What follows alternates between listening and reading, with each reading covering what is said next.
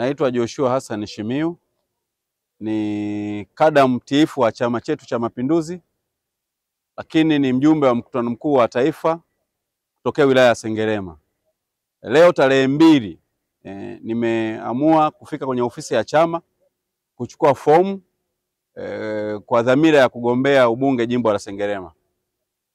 Kama ambavyo mnafahamu, mimi nimekuwa nikigombea, sasa hii ni mara yangu ya 4 na kwenda kugombea nafasi ya ubunge jimbo la Sengerema.